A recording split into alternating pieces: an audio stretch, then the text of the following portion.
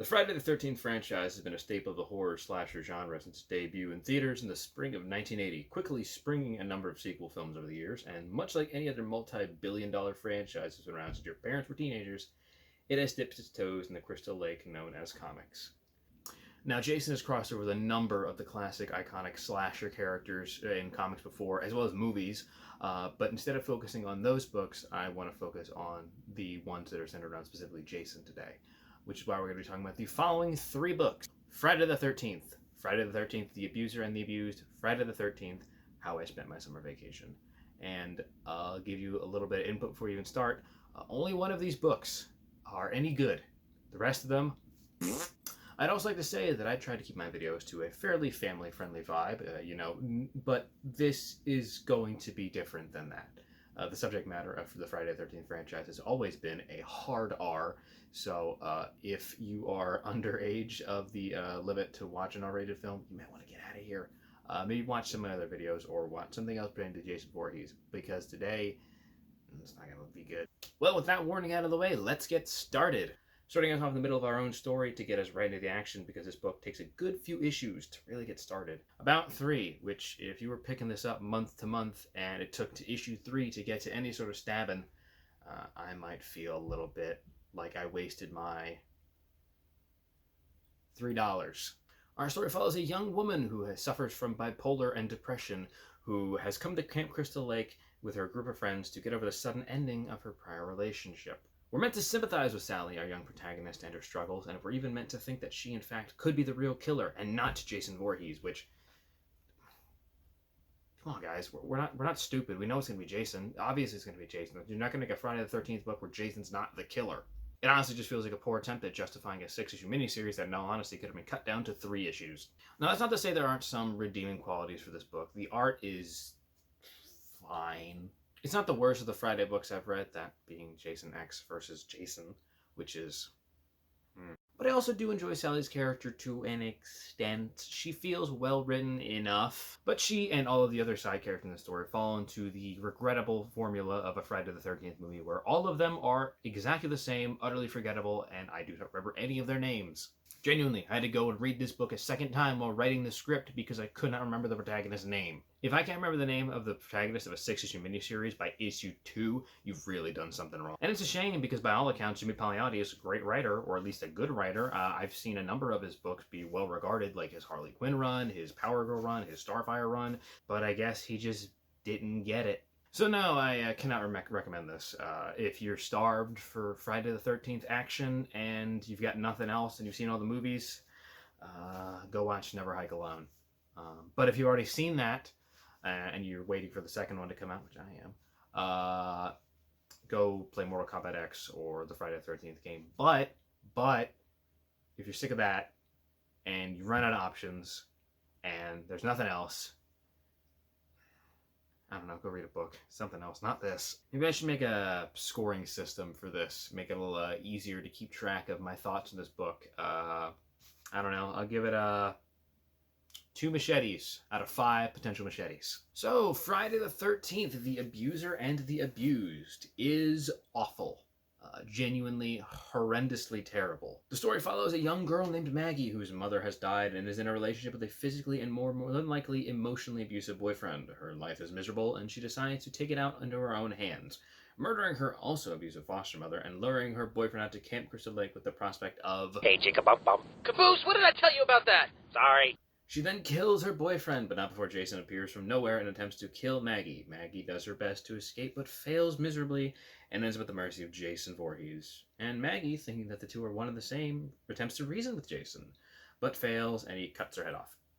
This may be the worst of the books I've read so far. You have this poor child, basically, this abused party, who is in a relationship with a horribly abusive foster mother and boyfriend who does her best to try and escape this hellscape she's been trapped in through less than great methods, but how can you blame her for this?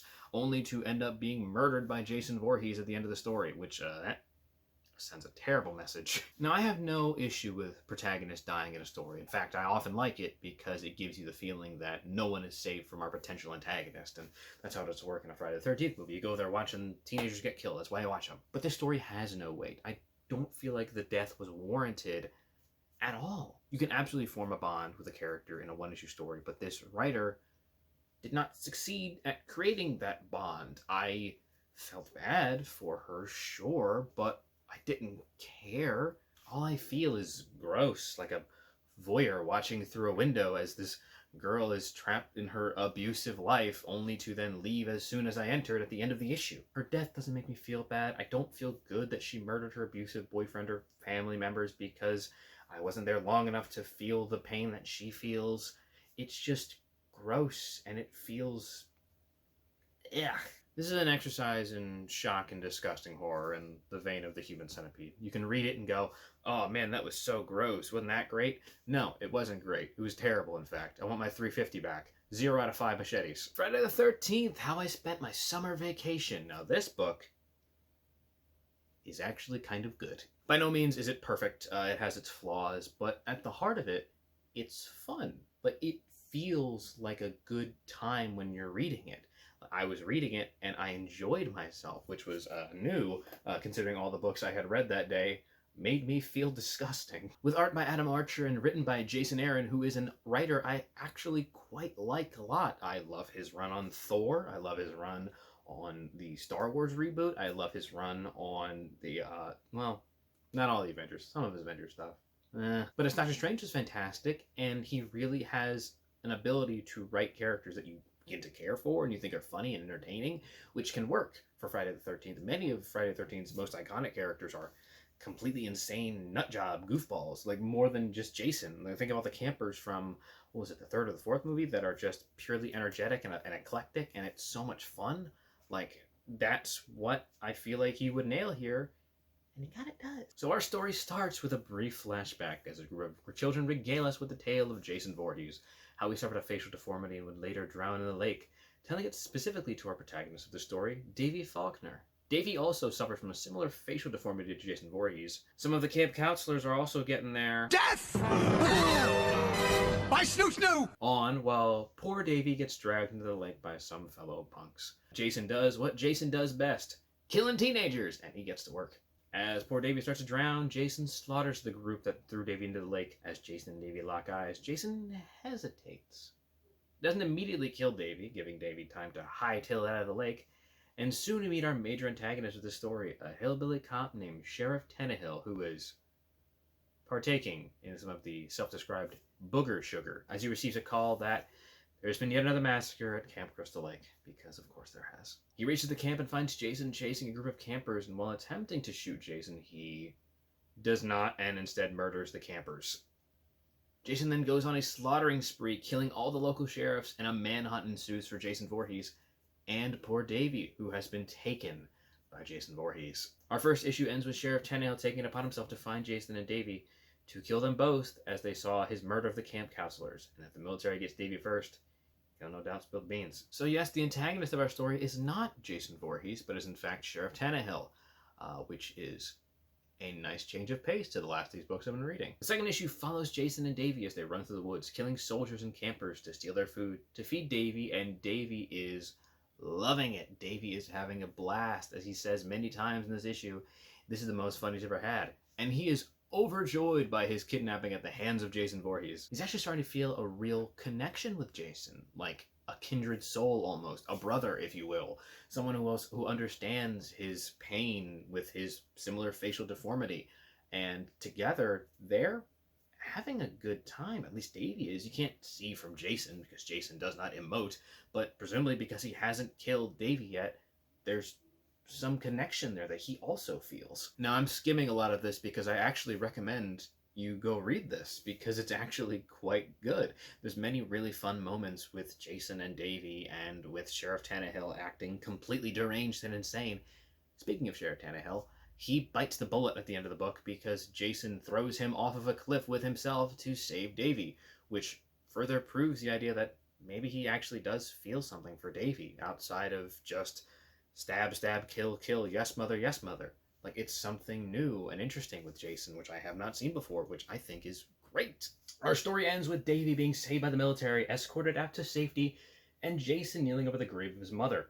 Presumably this is where he was taking Davy to, maybe to Show his mother how he found a child like him, a brother, someone who could feel a genuine connection with into whatever shred of humanity still resided inside of Jason. Or he was going to kill him and gut him on his mother's grave, so who honestly knows.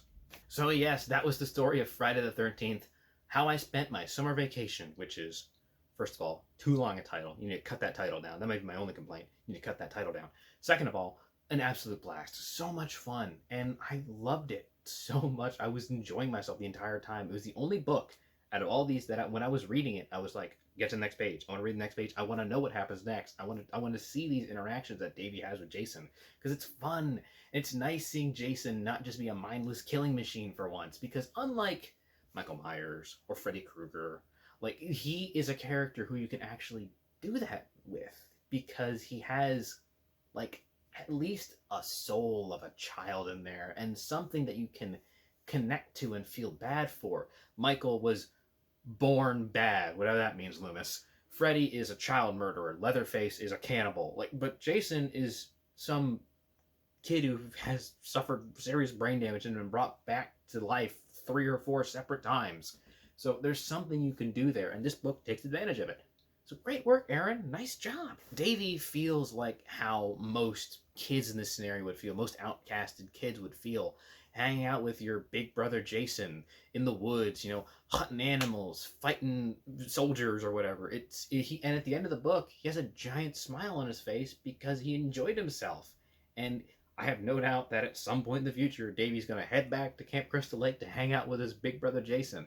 Now, whether or not Jason's going to kill him, we'll have to see. But hey, you know what? That's we don't know, and that's fine. I'm glad this doesn't have any other sequels. I like this just little one-note story. It was very fun.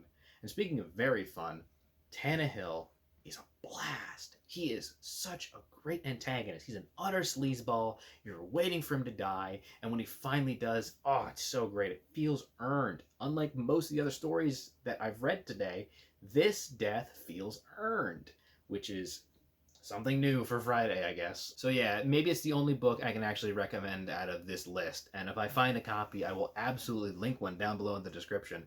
But unfortunately, all of these books are out of production and print. So your best bet is to go to your local comic book store, check down the back issue aisle, look in the F folders, and pray. But yes, this was a blast. Such a good book.